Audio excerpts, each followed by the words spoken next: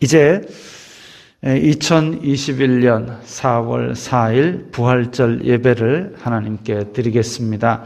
성경 찬송 맨 앞에 있는 세번역 사도신경으로 신앙 고백하겠습니다. 저는 전능하신 아버지 하나님 천지의 창조주를 믿습니다. 저는 그분의 유일하신 아들 우리 주 예수 그리스도를 믿습니다. 그분은 성령으로 잉태되어 동정녀 마리아에게서 나시고 본디오 빌라도에게 고난을 받아 십자가에 못 박혀 죽으시고 장사된 지 사흘 만에 죽은 자 가운데서 다시 살아나셨으며 하늘에 오르시어 전능하신 아버지 하나님 오른편에 앉아 계시다가 거기로부터 살아있는 자와 죽은 자를 심판하러 오십니다. 저는 성령을 믿으며 거룩한 공교회와 성도의 교제와 죄를 용서받는 것과 몸의 부활과 영생을 믿습니다. 아멘. 찬송가 149장입니다.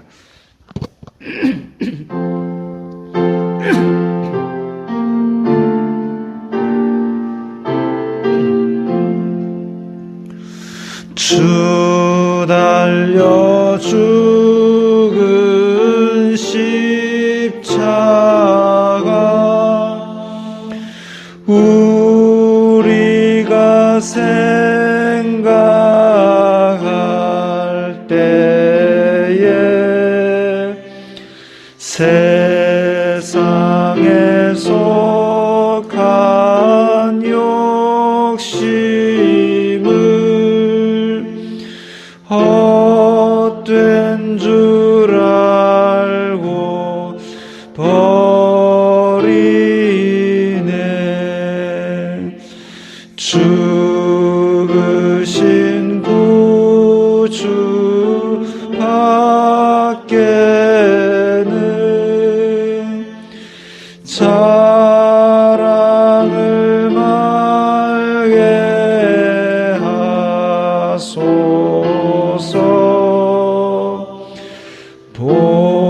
보혈의 공로 힘입어 교만한 마음을 버리네. 못 박힌 손 밟으니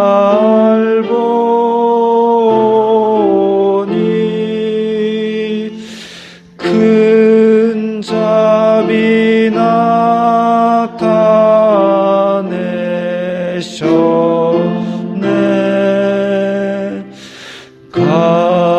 가시로 만든 면류관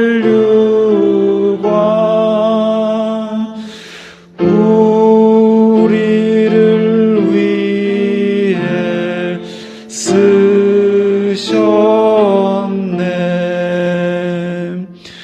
온 세상 만물 가져도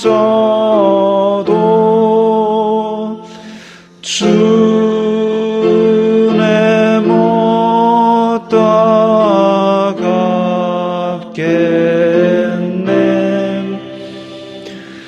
놀라운 사랑 받은 나 몸으로 제물 삼겠네. 아멘.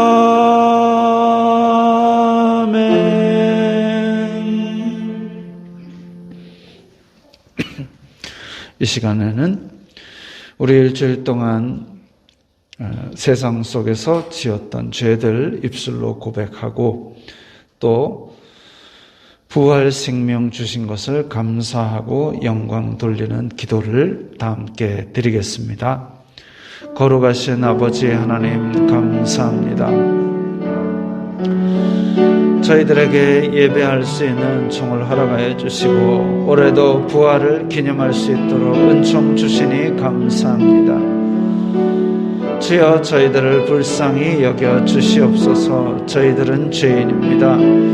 예수 그리스도를 믿는데도 불구하고 이 세상 속에서 여러 가지 죄악 속에서 또 저희들의 입술과 저희들의 눈으로 마음으로 탐욕과 악독을 바라면서 살았던 것을 용서하여 주시옵소서.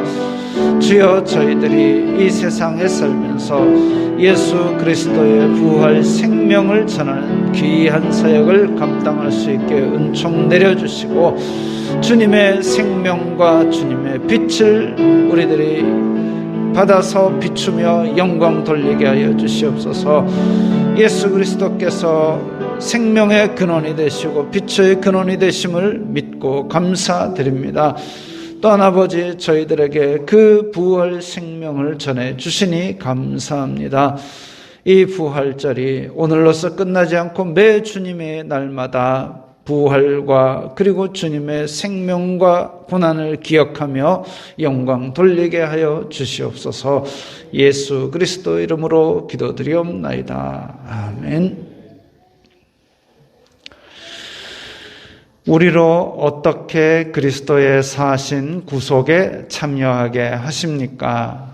우리로 그리스도의 사신 구속에 참여하게 하시는 것은 그의 성령님께서 우리에게 구속을 효력 있게 적용하심을 인함입니다. 성령님께서 그리스도의 사신 구속을 우리에게 어떻게 적용하십니까? 성령님께서 그리스도의 사신 구속을 우리에게 적용하시는 것은 우리 안에 믿음을 일으키시고 또 효력 있는 부르심으로써 우리를 그리스도와 연합하게 하시는 것입니다. 아멘. 찬송가 160장입니다.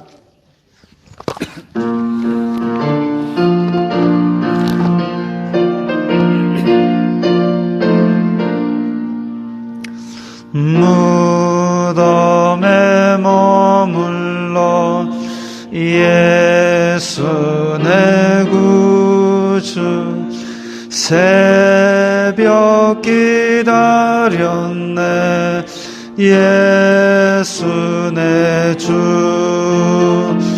원수를 다 이기고 무덤에서 살아나셨네 어두움을 이기시고 나와서 성도 함께 길을 다스리시네 사셨네 사셨네 예수 다시 사셨네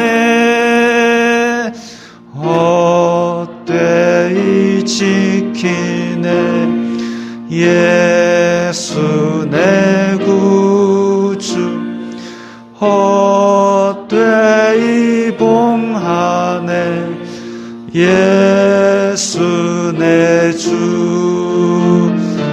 원수를 다 이기고 무덤에서 살아나셨네 어둠을 이기시고 나와서 성도 함께 길이 다스리시네 사셨네 사셨네 예수 다시 사셨네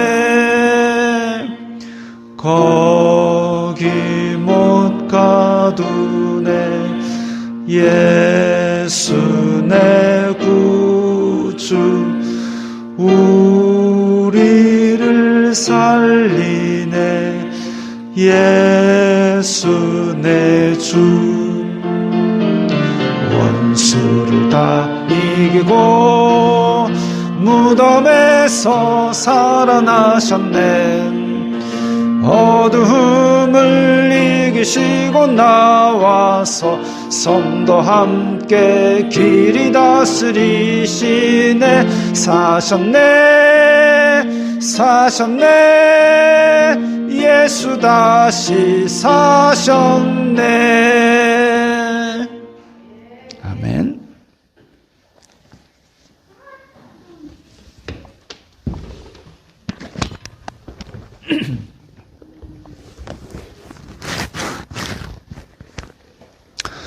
오늘 말씀은 누가복음 24장 18절부터 24절까지의 말씀입니다.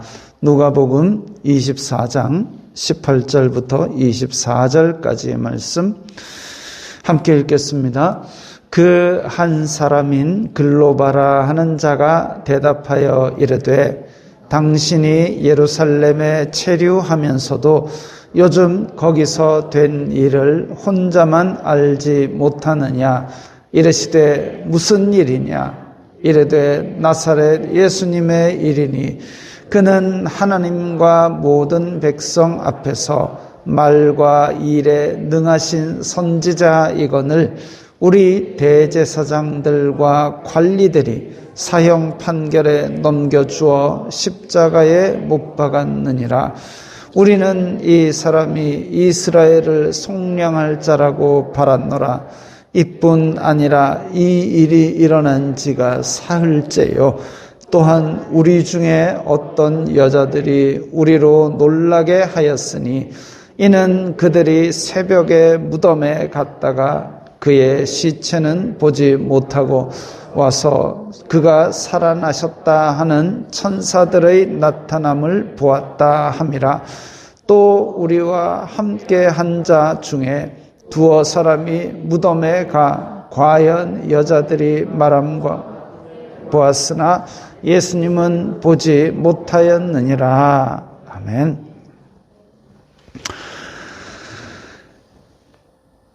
자, 이 말씀은 우리 바탕화면 한번 띄워줘 보세요. 아니, 아무것도 없는 화면.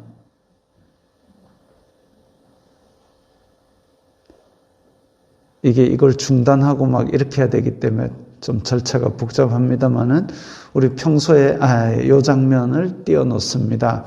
이 장면은 뭐 정확하게 그 장면이라고 보기는 어렵지만 작가가 이 오늘 말씀의 배경을 상상하고 그린 것이지요. 엠마오로 내려가는 두 제자 옆에 동행하시는 예수님이 말씀해 주시는 장면입니다. 어쨌든 자, 다시 그 화면 띄워주세요. 제가 어렸을 적에 흑백 텔레비전으로 이제 팍팍 넘어가야 돼요. 흑백 텔레비전으로 열심히 챙겨봤던 만화영화가 있습니다. 그 만화영화가 뭐냐면 마징가 Z입니다.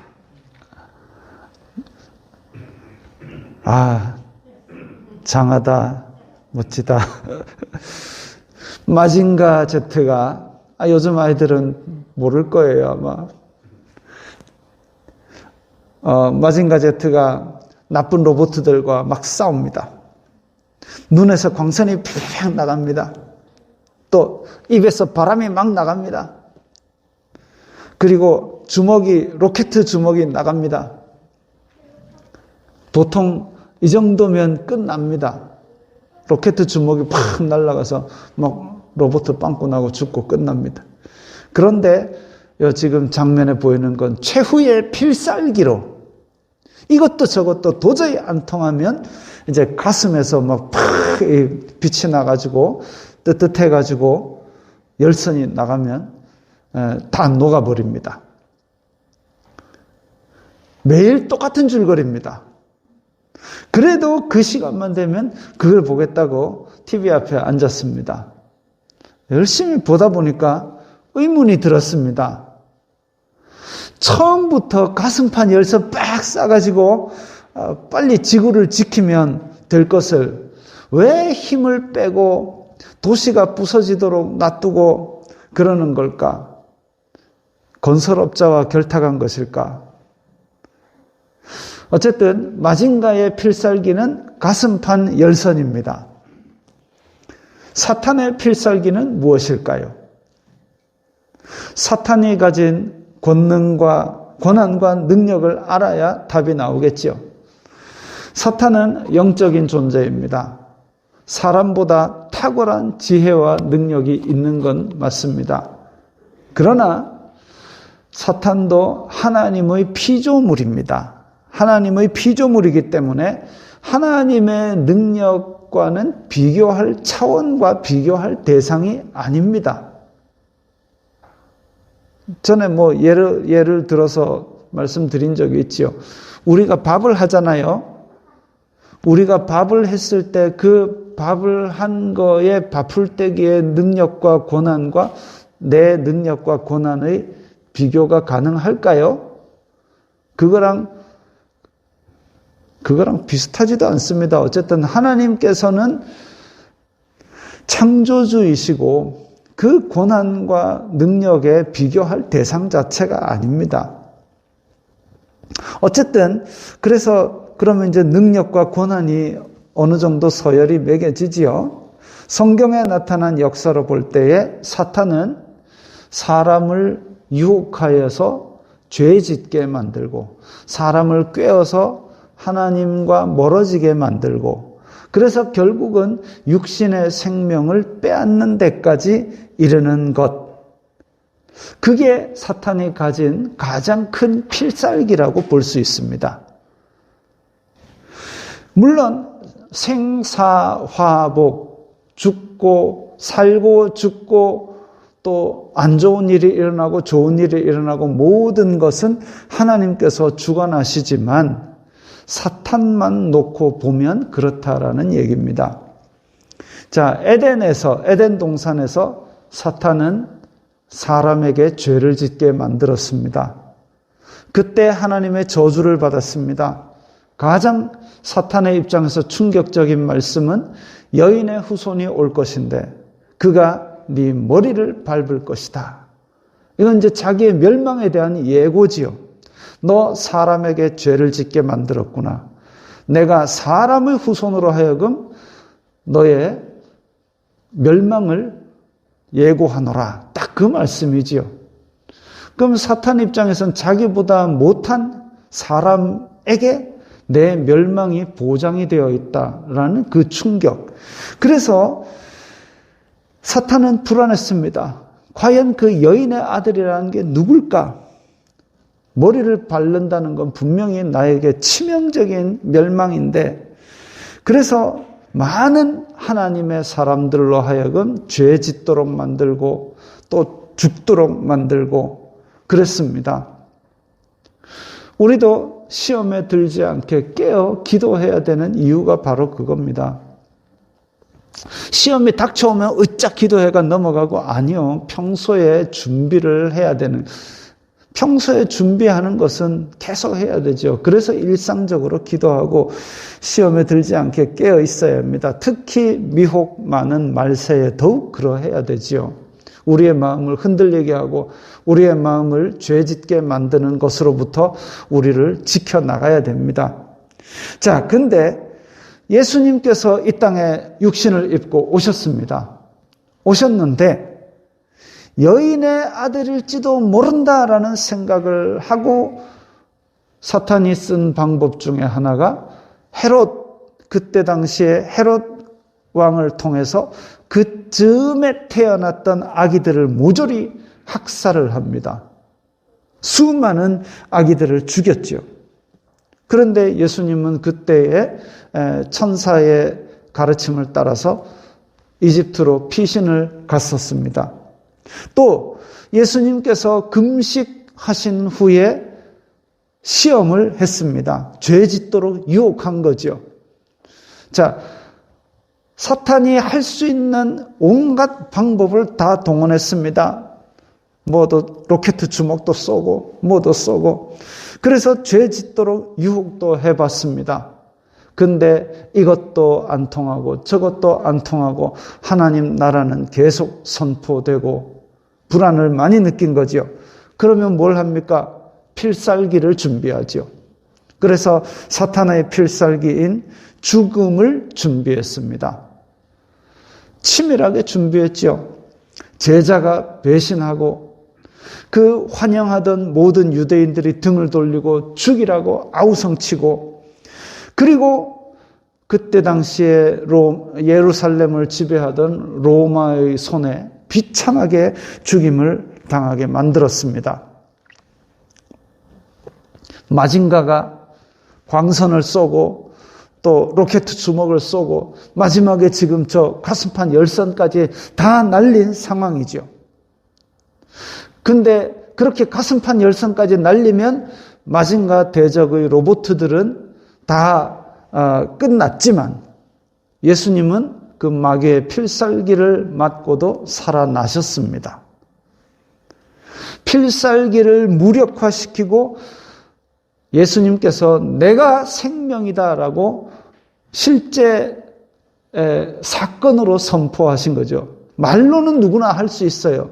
말로는 내가 생명이야, 내가 부활이야, 누구나 다 할 수 있습니다. 그러나 실제로 죽음을 당했을 때에 내가 생명이야 라고 그렇게 사실로, 현실로, 실제로 했던 사람은 역사적으로 없습니다. 예수님께서는 사망 권세를 이기시고 다시 살아나셨습니다. 현실이죠. 사실이죠. 역사입니다. 오늘 설교의 제목이 거기서 된 일입니다. 거기서 된 일. 실제로 일어났던 일, 그때 일어났던 일. 예수님께서 부활하신 그때에 제자들에게는 미리 말씀을 다 하셨습니다. 예루살렘으로 올라갈 때 내가 이번에 올라가면 대제사장에게 팔려서 죽임을 당할 거야. 그런데 나는 살아날 거다. 분명히 말씀을 하셨습니다. 제자들에게 다 가르쳐 주셨습니다. 한 번이 아니고 두 번, 세 번 하셨습니다. 그런데도 불구하고 제자들이 믿지 않았습니다. 그 말씀을 믿었다면 예수님의 부활을 기대하고 기다렸을 텐데 한 명도 그런 제자가 없었습니다. 제자들의 관심사는 예루살렘으로 올라올 때에는 뭐냐면 예수님이 이번에 빡 뒤집어 엎고 왕이 되면 나는 총리, 니는 장관, 몇 번 장관, 3번 장관, 4번 장관, 이게 제자들의 관심사였습니다. 근데 예수님이 지금 죽으셨다 했을 때 제자들이 뿔뿔이 흩어져서 그 다음에는 제자들의 관심사는 뭐냐 하면 야, 내가 예수님이랑 같이 있는 거 수많은 사람이 봤는데 이제 어떻게 사람들 눈에 띄지 않게 예루살렘을 빠져나가서 빨리 갈릴리에 있는 집으로 돌아갈 것인가?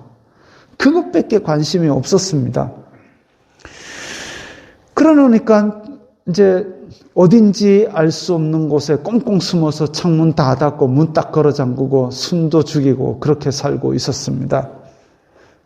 그런데 부활의 현장에 갔던 여인들이 와서 사도들에게 알렸습니다. 무덤이 비어 있었어요. 천사가 예수님 살아나셨다고 어찌하여 산자를 죽은 자 가운데서 찾느냐고 그랬어요. 그런 얘기를 전했습니다. 그런데 누가복음 24장 오늘 본문의 저 앞쪽에 보면 사도들은 그들의 말이 허탄한 듯이 들려 믿지 아니했다 했습니다. 살아났다는 얘기를 들었을 때에 아 맞다 예수님이 그때 뭐 보니까 죽으신다 했고 또 살아나신다고 얘기도 했던 것 같아 라고 그 말씀을 생각하는 제자가 한 명도 없고 아이고 뭔 이상한 걸 보고 와서 저리 샀노 그랬다는 얘기입니다. 예수님의 말씀을 직접 들었던 제자들인데도 내 상식과 내 원래 가졌던 생각과 다르니까 받아들이지 않은 것이죠. 베드로와 요한이 달려갔습니다. 베드로, 요한은 성질이 급하잖아요. 요한과 야고보는 하도 성질이 급해갖고 예수님이 이런 우레의 아들들, 그 다음에 우레의 아들들은 현상을 얘기했다면 베드로는 더 급해요. 행동이 더 빨리 나가요. 그래갖고 니는 바위다 바위. 제발 좀 바우처럼 가만히 좀 있어라. 그래갖고 바우하고 우레의 아들들, 요 제일 손이 빠르고 성질이 급한 얘네들은 예수님이 특별히 따로 챙겼습니다. 그런데 베드로, 요한이 그 말을 듣자마자 오르륵 달려가고 성질 급해가지고 오르륵 달려가고 빈 무덤에 들어가 봤습니다. 빈 거 확인했어요. 예수님께서 말씀하신 부활이 사실로 일어났다는 걸 자기 눈으로도 확인했는데 그럼에도 불구하고 놀랍게 여기며 집으로 돌아갔다가 기록의 전부입니다. 예수님이 어디 가셨지? 라고 찾는 것도 아니고 신기하네. 집에 가자. 그게 끝입니다. 오늘 본문의 배경, 오늘 우리가 같이 읽은 본문의 배경이 그렇습니다. 지금 이런 상황입니다. 베드로, 요한은 보고 왔고 들었는데 그리고 신기하다고 집에 갔고 그 중의 두 제자가 드디어 사람 눈에 띄지 않고 예루살렘을 빠져나가는 데 성공을 했습니다. 엠마오라 하는 마을이 저쪽 한 예루살렘에서부터 한 10km 정도 떨어져 있는 그런 마을이었습니다. 그걸로 이제 가는 거죠. 이 제자들의 심정은 우리 오늘 기록된 말씀에 의하면은 예수님이 죽으신 데 대한 허탈함, 그리고 내가 믿고 따르던 스승이 죽은 데 대한 슬픔, 또 살아나셨다라는 얘기를 들었는데 내가 직접 체험하지 못한 데 대한 혼란, 허탈과 슬픔과 혼란, 이런 것들이 지금 마음을 복잡하게 만들어서 그런 것을 둘이서 서로 이야기하고 있었습니다. 그런데 예수님께서 그 옆에 슬쩍 동행하셨습니다. 그들은 예수님을 알아보지 못했습니다. 누가복음 24장 16절에 보면, 그러니까 오늘 우리 읽은 본문의 바로 앞에 절에 보면 눈이 16절이에요. 눈이 가리어졌다고 했습니다. 눈이 가리어져서 제자들이 알아보지 못하였다. 눈이 가리어졌다는 말을 그래서 헬라어로 찾아보니까 단단히 붙든다라는 뜻의 단어가 쓰였습니다. 단단히 붙든다. 다시 말하면 제자들의 눈이 지금 단단히 고정되어서 제자들의 인식이, 제자들의 마음이 단단히 고정되고 변동이 없어서 실제로 부활이 일어났는데도 자기 생각과 마음이 변함이 없이 단단히 고정되어서 그냥 예루살렘을 떠난 겁니다. 예루살렘을 떠날 때에는 어쩌든지 사람 눈에 안 띄고 빨리 도망가서 안전하게 우리 갈릴리로 가자, 그 생각밖에 없는 거죠. 예수님이 살아나셨대. 그래? 그런데 빨리 난 도망가야 돼. 그겁니다. 단단히 고정되어서 그거밖에 안 보이는 거죠. 그러니까 예수님이 옆에 오셨는데도 알아보질 못한 겁니다. 좋게 말해서 예수님의 제자들이지 대제사장들도 그랬지 않습니까? 마음이 단단하게 고정되어서 예수님이 하나님의 아들인 줄 알아보지 못했습니다. 걔네들은 어찌든지 살아있는 동안 제사 유지하고 성전 유지해가지고 그걸로 밥 벌어먹고 사는 거, 거기에 마음이 단단하게 고정되어 있기 때문에 하나님의 말씀, 하나님의 아들 관심이 없습니다. 알아보지 못한 거죠. 심지어는 죽이기까지 한 거죠. 눈이 가려지고 마음이 단단히 고정되고 변동이 없다는 게 그렇게까지 위험할 수 있는 얘기입니다. 3년을 모시고 다녔는데 예수님을 못 알아봤어요. 죽은 사람이 살아날 리 없다는 생각이죠. 예수님께서 그래서 스리슬쩍 동행하시면서 물어보셨습니다. 무슨 이야기하고 있는 겁니까? 너희들 무슨 이야기하고 있니? 제자들이 슬픈 빛을 띠면서 멈췄습니다. 오늘 본문에 슬픈 빛을 띠며 멈추었다고 되어 있는 것으로 봐서 이 제자들은 부활을 믿은 것은 아니에요. 다른 사람이 전해준 부활을 믿었다면 슬픈 빛을 띠지는 않았을 겁니다. 그런데 슬픈 빛을 띠고 있었다. 부활을 안 믿은 거죠. 그리고 오늘 본문 우리가 같이 읽은 부분은 너희들 무슨 이야기 하고 있니? 라는 데 대한 제자의 대답입니다. 당신은 예루살렘에 있었으면서도 그걸 혼자만 모릅니까? 그렇다는 얘기는 예루살렘 전체가 떠들썩하게 그 얘기를 다 알 정도로 퍼져 있었다는 거죠.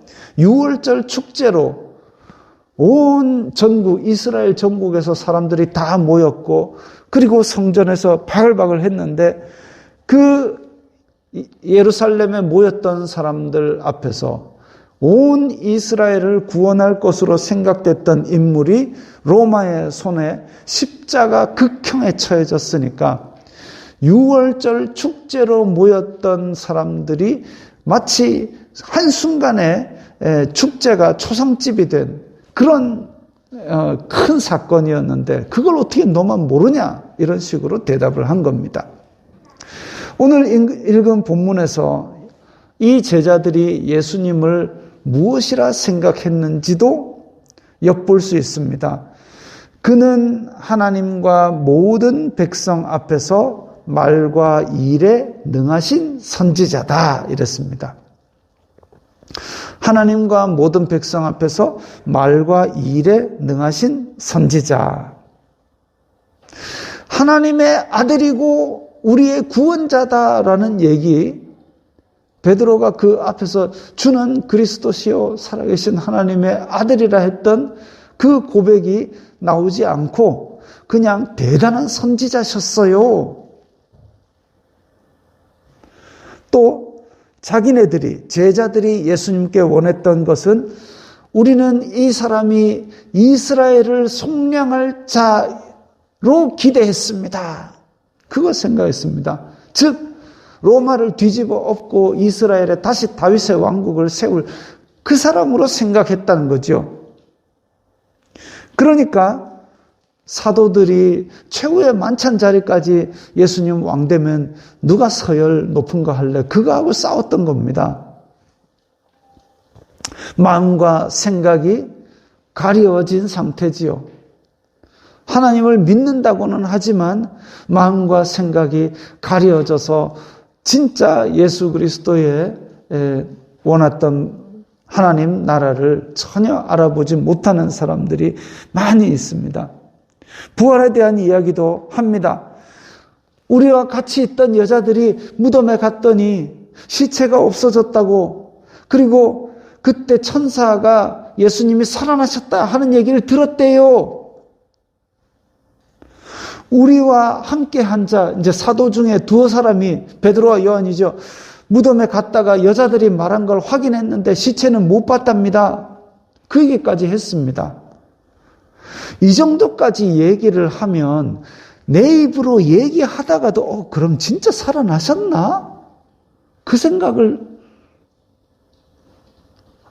할 것 같은데 안 했던가 봅니다. 이 정도까지 얘기했습니다. 야, 여인들이 살아나 천사 봤답니다. 우리 중에 몇 사람도 무덤이 비었답니다. 진짜 살아나셨나? 예수님이 옛날에 그런 말씀 하신 것 같은데 좀 그렇게 되는 게 정상이잖아요. 저만 그래요?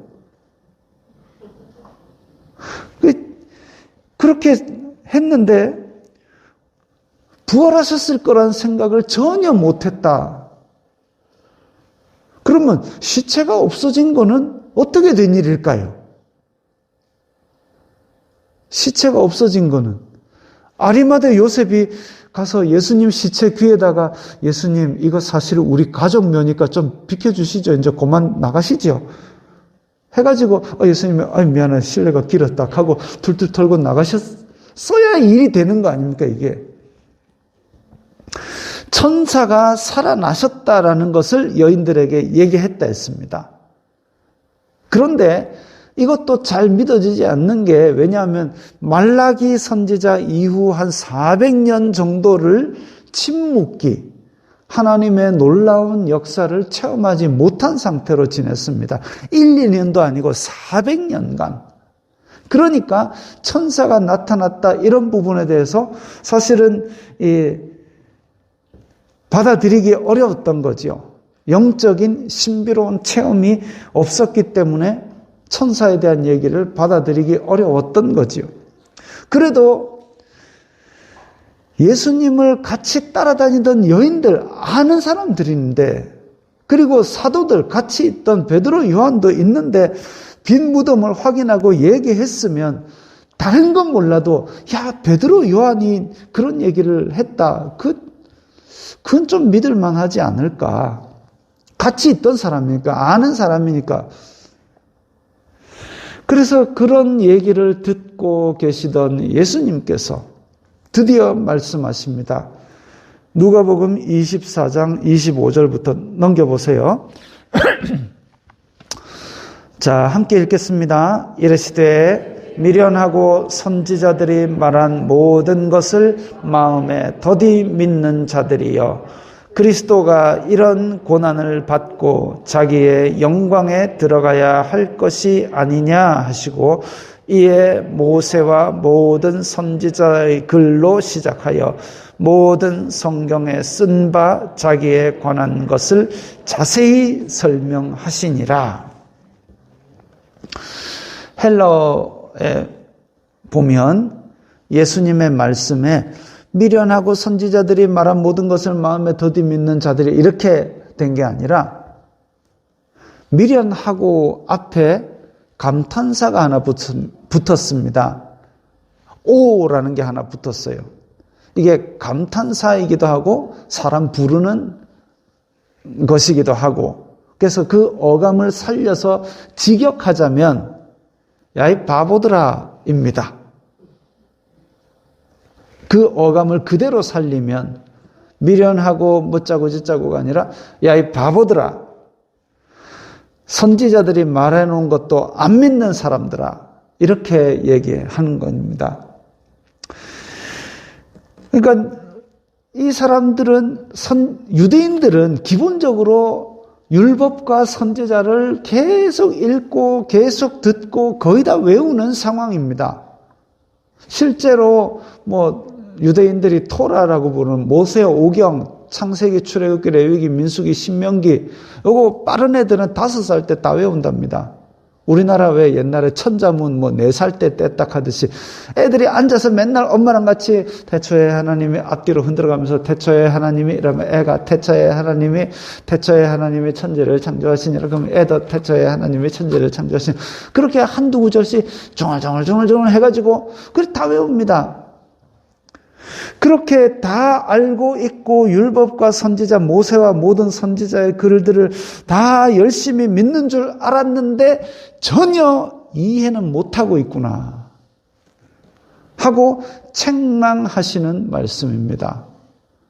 알면 뭐해 하지를 못하는데, 예수님의 말씀들과 구약의 말씀들이 하나님의 아들 그리스도가 이 세상에 와서 죽었다, 모든 것이 끝났으니까 집에 가라, 이렇게 끝나는 게 아니다 이거지요. 그래서 그 죽음 이후에는 무엇이 있느냐? 다시 살아나시고 영광에 들어가는 것이다. 그것을 말씀하고 있는데 제자들은 그 말씀도 알고 예수님과 같이 있었음에도 불구하고 예수님의 죽음으로 모든 것이 다 끝장난 것처럼 슬퍼하고 절망하고, 부활의 소식을 들었는데도 불구하고 절망만 단단히 붙들고 슬픔만 굳게 붙들고, 그리고 부활의 기쁨은 전혀 기대도 안 한 채로 다시 터덜터덜 고향으로 돌아가는 겁니다. 거기서 된 일은 다 똑같이 겪었지만 그것에 대해서 말씀에 대한 믿음이 없는 사람은 절망과 슬픔만 붙들고 터덜터덜 집에 가는 것이고, 거기서 된 일은 똑같지만 어떤 사람들은 그에 대한 가슴 벅찬 희망을 품고 기뻐하는 것이지요. 예수님은 엠마오로 내려가는 제자들에게 부활의 소식을 전하고 믿는 자가 되라, 단지 그때 일어난 일들을 알고 단지 모세와 선지자의 이야기를 아는 자에서 끝나지 말고 믿는 자가 되라고 친히 만나러 오신 것입니다. 다른 많은 제자들도 보지 못해서 믿지 않겠다고 할 때 하나하나 찾아가서 만나 주셨습니다. 그냥 만나가지고 믿어라 이게 아니라 믿음 없음을 꾸짖으셨다 그랬습니다.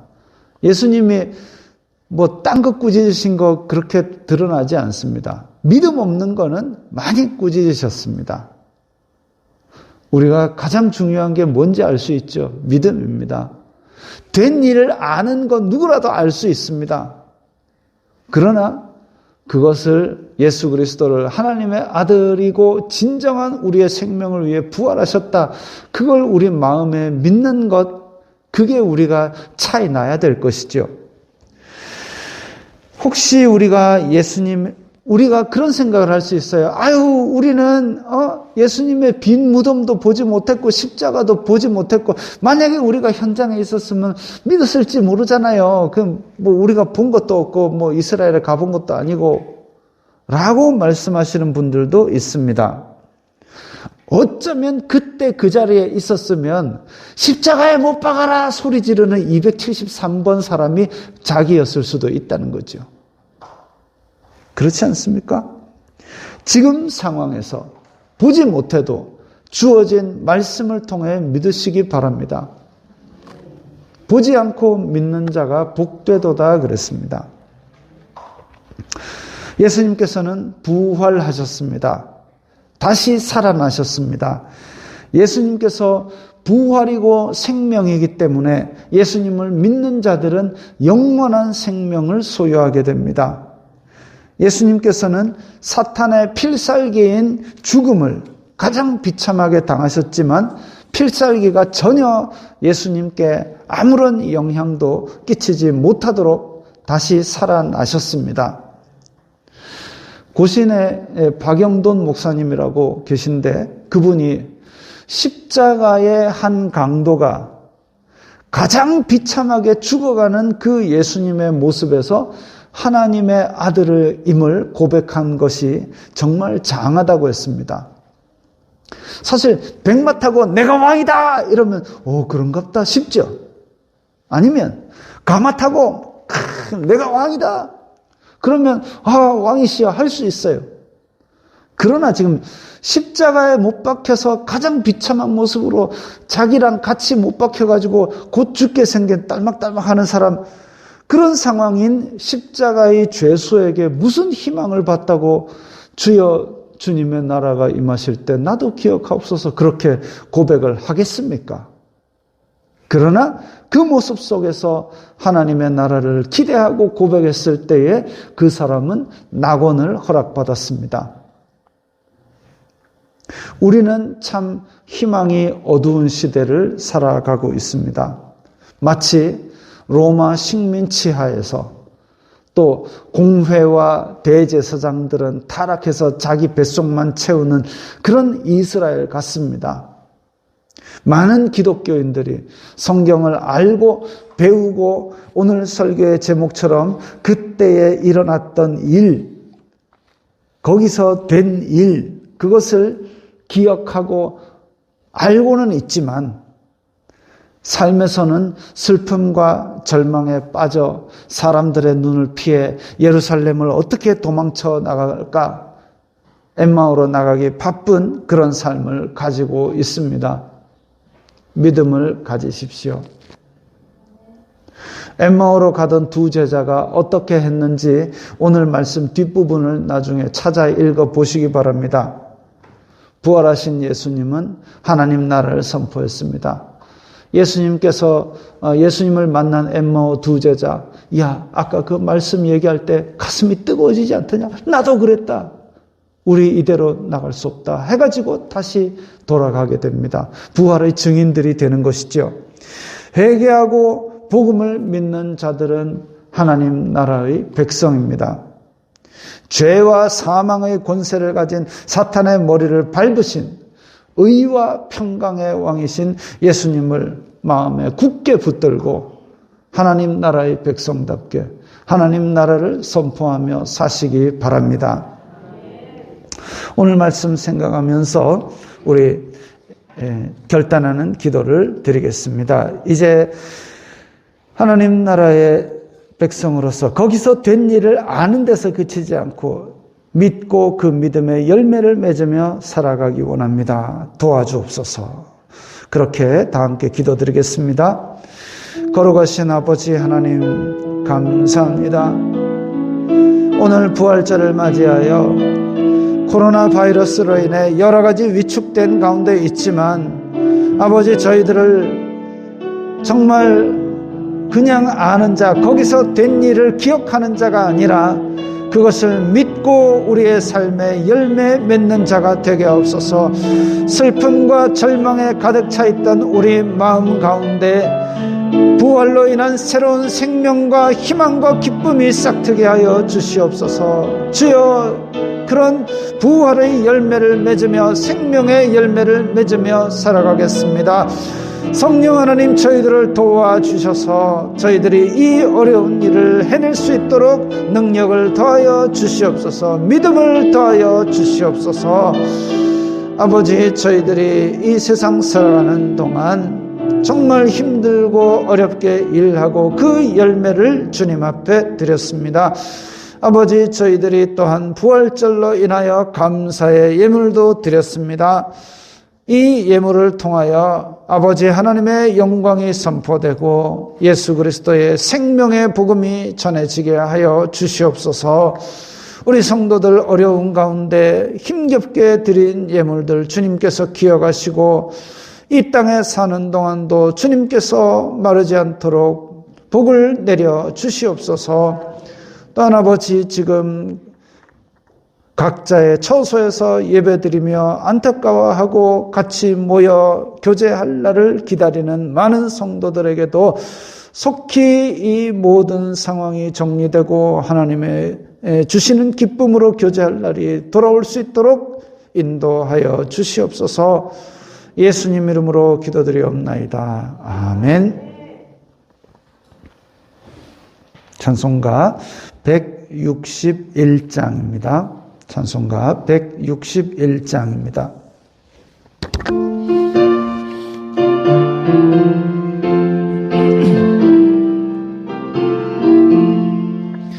할렐루야, 우리 예수 부활 승천하셨네. 세상 사람 찬양하니 천사 화답하도다. 구주 예수 부활하사 사망 권세 이겼네. 구주 예수 부활하사 사망 권세 이겼네. 할렐루야, 우리 예수 왕의 왕이 되시고 우리들의 중보 되신 성령 증거하시네. 구주 예수 부활하사 처음 열매 되셨네. 구주 예수 부활하사 처음 열매 되셨네. 할렐루야, 우리 예수 흠과 티가 없도다. 무덤 속에 있는 죄인 주가 일으키시네. 구주 예수 부활하사 영광 주로 오시네. 구주 예수 부활하사 영광 주로 오시네.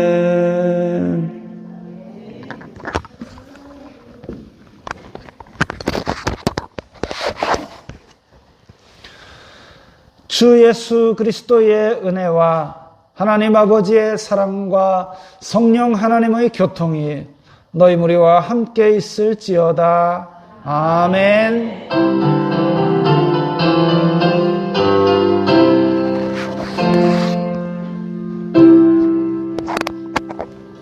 건강하시고 평안하시기 바랍니다.